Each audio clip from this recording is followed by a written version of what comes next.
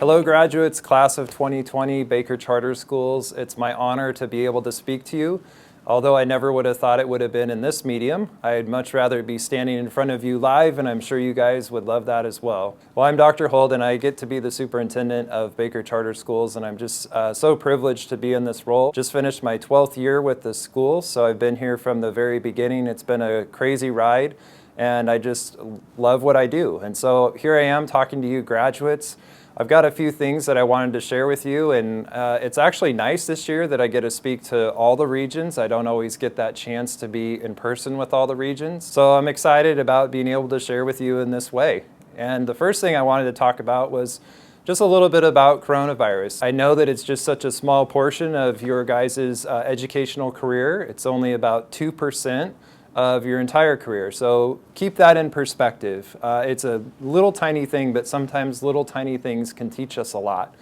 So I think a couple of things I found myself questioning is really, why did it take a virus for the world to wake up, for us to realize the value of our elderly, to be careful about hygiene? And I've seen so many families spending so much more time together than they did before. And I have to ask myself why it took a virus to make some of those things happen. Also, I think it's really important that we honor the losses that have occurred because of coronavirus, especially with you seniors. You lost a lot of different experiences that you could have had, but I think it's great that people have been creative about what they're doing and how they're trying to solve those problems. Coronavirus is definitely a part of your senior year, and it did change things, but it's not everything. And so there's definitely a lot more that we can learn and reflect on today. Now, the first thing I wanted to talk about was failure. So failure, I actually think, is really cool. And it took me a long time to, I guess, wrap my head around that and actually agree with that statement. Of course, all the self-help books want you to believe that, but I think it really is the best teacher. And so what I want to say to you graduates is, don't let success go to your head, and don't let failure go to your heart. So a story from this year, we tried this new software system at the school, and we researched for years. We thought we had really found the best solution, and turns out it was terrible, and it was a nightmare when we went to implement it. And it was probably one of the biggest flops and waste of resources that we've had at the school over the last 12 years. But it was a great teacher, and it taught us some valuable lessons. And we didn't let that drag us down, and we kept moving forward and kept working with you guys. So I'm hoping that that story can inspire you, and that you can remember that all the greats always start off with failure. Michael Jordan got cut from his high school basketball team, and look, here we are through coronavirus still talking about him almost 20 years after he retired. So failure is definitely a part of your life, and I hope it's something you learn to navigate well. The other thing is, I think you have to keep a hold on to dreams. And so dreams are, I think, really important because they help us look at our current circumstances and try to figure out, is there more? What else could there be? What could I do with my life that goes beyond where I'm at? So I love this quote from Sean Stevenson. It says, if you have a heartbeat, there's still time for dreams. So you don't have to ever give up on your dreams. And take little steps to pursue those dreams, or do something to take action on them. Now, Sean Stevenson is a pretty amazing guy. He was born with brittle bone disease, and so he spent most of his life in a wheelchair, but he ended up influencing millions. So my question to you, class of 2020, is most of you guys have good health and strong bones, and you're not in a wheelchair, and can you influence millions? It's something to think about. The other thing that I remember thinking about a whole lot when I was a high school senior was love. And so I was one of those weird guys that I kind of always wanted to settle down and be a family man. But I've learned a lot about love over the years that I want to share with you graduates. So first of all, love is not what Hollywood says it is. All the movies in Hollywood basically just get two people together, and it's always super magical. And real love is way stronger and deeper and more true than that, but it's also sometimes way more difficult than that. So like the movies are basically all about Friday night or Saturday night and the fancy dates, but you know, true love is Monday morning when you're both tired and you don't want to wake up, don't want to go to work. And so I think in those real moments, that's where love really happens. And I think love really happens when we have struggles and we have difficulties. So I want to encourage you as you're thinking about what is love and what's love going to mean to me and my life, I want to encourage you to go deeper and think about it in a different way than what Hollywood is portraying. Because having companionship in this life is such a huge blessing, but it is also at times really difficult. I would say it's worth doing. Don't ever give up hope on the chance of love. Another thing I want to encourage you to think about, and at this point, maybe you're not such a big fan of your family, but family is so huge. And when I'm talking about family, I'm not necessarily talking about just our blood relatives, our parents, aunts, and uncles, etc. But having a community that surrounds you, that supports you, that understands you and values you and lets you know that you're valued, I think that is so, so important in life. And I think one thing that really coronavirus did teach us was the value of our elders. And I think sometimes in the tech-savvy, quick generations that are coming up, we're losing that respect for the elder generation. And I think that's something that we always need to hold and value and have respect for our elders, because they walked the same path as you and they have stories and they can help you out. So what I want to encourage you to do is, I know family's not always easy, especially after this season when we've all been stuck inside together 24/7. But I want to encourage you to forgive and to heal wounds and to do the work to go through and do those difficult things. You never know how long you're going to have with your family. So the quicker that you can forgive each other and heal wounds, the quicker you can get to having and creating lasting memories. So I want to encourage you in that effort, because it's not easy to forgive. Our instincts tell us not to forgive, to protect ourselves from pain. And so I encourage you, graduates, to do that. This picture here is a picture of my grandma who lived to 101, which was pretty incredible. She's an amazing lady, and I did all I could through my adult years and my childhood years to spend as much time with her as I could. And when she passed, it was peaceful, and I was there on the very last day. And so I just hope that you can have a similar story with your family, with your grandparents, your aunts, your uncles, your cousins. I also want to encourage you about a word called dichotomy. And so for you college going, Baker Early College, Baker Webb College, you probably know what dichotomy means. So dichotomy is essentially a split or a rift in two different concepts. And I think that our world needs a fresh reminder about compassion and understanding. In this world, we are definitely not always going to see eye to eye on issues. And I just think it's so important that you look across the aisle and the people that disagree with you or have a different opinion, and you're able to live in respect and harmony with that person, even though they don't agree with you. And we don't always have to spend all of our time trying to convince them to come to our side of the story. We just need to understand that it's okay to disagree on some of these things. And our world is just simply too divided. We need to work together. And honestly, we need your generation to come out of this crisis of the last couple months and come up with some solutions to problems that we can't figure out. So I encourage you to explore that word and explore living with compassion and understanding with your neighbors. The last thing I want to share is the value of hard work. None of us would have got to this position without hard work, and probably no better person to share with us about hard work than Kobe Bryant. So as we know, Kobe Bryant tragically passed in a helicopter crash. I remember when Kobe Bryant first came into the league. I was a college basketball player, high school basketball player. He was always such an inspiration. And such a wonderful person towards the end of his life, doing his best to help out and inspire the next generation. But what he said about hard work was that great things come from hard work and perseverance, and there's no substitute for hard work. So whatever your dreams are, whatever your goals are, you're not going to get there unless you're willing to work hard.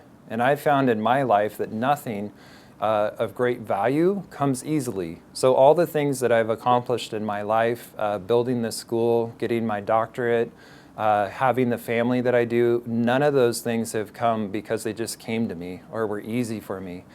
Everything I had to work incredibly hard at. And I know that you guys have your next steps planned out, and they might look a little bit different. But I believe that you have what it takes to put in the hard work to achieve your dreams and to move into that future, whatever it holds. So graduates, I want to say congratulations again to you for your hard work, for everything that you have achieved.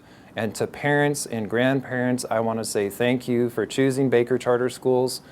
Today, there's just so many options out there, and so I just want to say thank you for that. And I just want to continue to honor the class of 2020. This is hopefully my first and last virtual graduation. I hope next year we'll be all together again in person with the class of 2021. But we did our best in these circumstances to honor you and your stories. Thank you.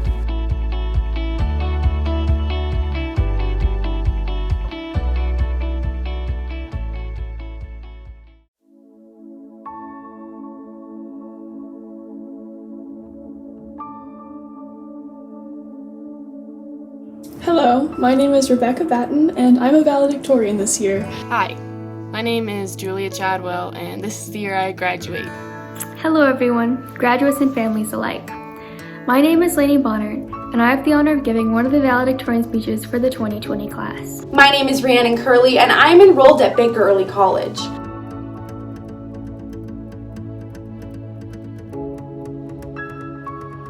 First off, congratulations to the class of 2020. We did the thing. It sort of might not feel like we did because we aren't able to celebrate as usual, but we are still graduating, and that is a huge accomplishment. When I found out that I would have the honor of giving a speech to you all, I was a little overwhelmed.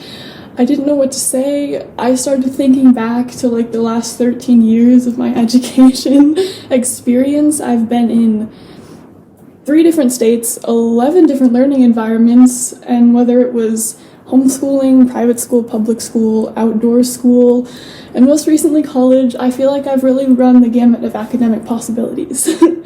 Throughout all this change, I have always tried to work hard and succeed. I can't think of a particular reason why I decided to pour myself into school, but here I am. And though being extremely aggressively studious has its cons, I am really happy I was able to stick with this goal of mine. I was lucky enough to be able to take my first class with a friend of mine who's also graduating this year. Shout out to Aaliyah. 3 years ago, I couldn't imagine why my parents thought it was necessary to throw me into college at barely 15.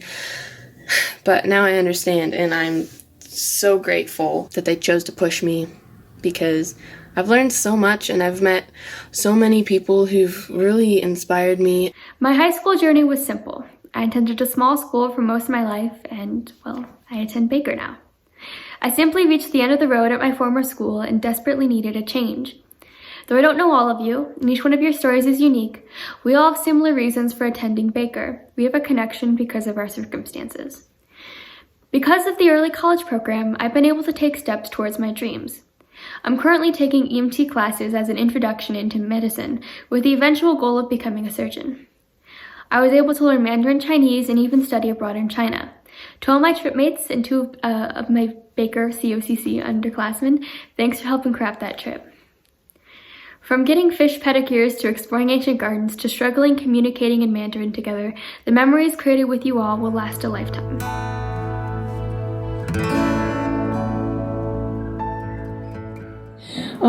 I know that life gets rough sometimes, and I can remember so many situations in which I didn't meet my expectations. But they were my expectations. I wanted to work hard, and I wanted to do well for me, for myself, not for anyone or anything else. This last term has been one of the hardest for all of us. It's been tough to stay motivated through everything that's been happening lately, but we have stayed determined to finish strong, and that's what we've done. I've always had a hope that I could be talking to you all today as your valedictorian, though not really like this. I'm not going to sit here and tell you it's all going to be okay, but what I will say is that your fears and stresses about graduation in the future are part of a collective pot. Everyone holds the same feelings. Us graduates have reached a turning point in our lives at the same time as the entire world.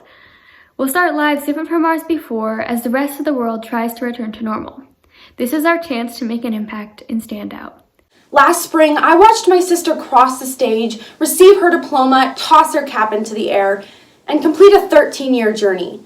And I thought to myself, next year, that will be my stage, my diploma, my cap, and my achievement. I began fall term excited to complete this last stage of the journey and prepare for the next chapter in my life. But I, like all of you and so many others, was not prepared for the derailment.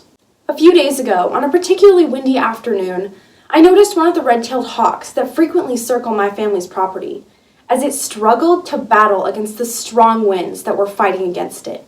It dipped low and soared high as its mighty wings shuddered and skirted the currents. Like that hawk, our year has been full of strong winds that push and pull and threaten to rip us from the sky, especially now that our physical circumstances keep us from seeing those we love the most. Most people will tell us to keep going, finish strong, and focus on the positive. Others say it's okay to be sad and to mourn one of the most shaping years of our lives. This year has challenged us, and it's taken away one of our most basic human needs, the need to socialize, not through phones, computers, or glass windows, but through laughter, hugs, and sitting with another person to get through the storm.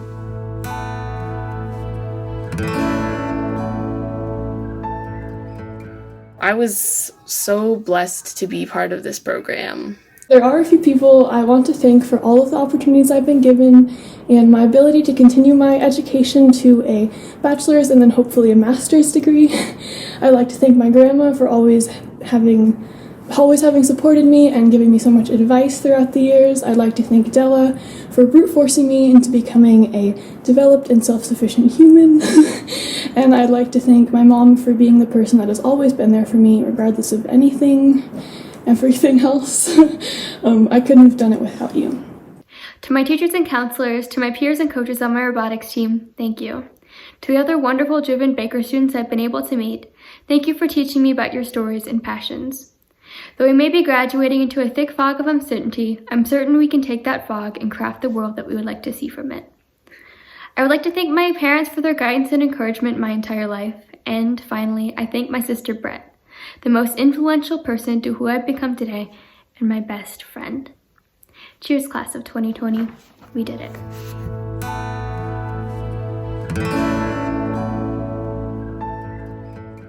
My little sister is going to be starting the program next fall. To her and anyone else who's nervous about taking classes with people who are 10, 20, 30 years older than you, you've got this. Thank you to everyone who has helped me make it this far. My parents, Suzanne, Rob, my friends, my professors. I'm very blessed and very thankful.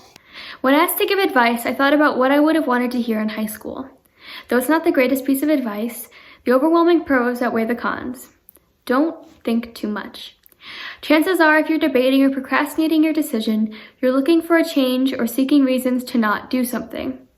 I believe it's better to regret something for doing it than never doing so. Class of 2020, as we embark on our individual journeys into this world, be like the hawk that wouldn't give up. Hang on for the ride and take control of your circumstances. Don't let the brokenness break you. Congratulations, class of 2020. We made it.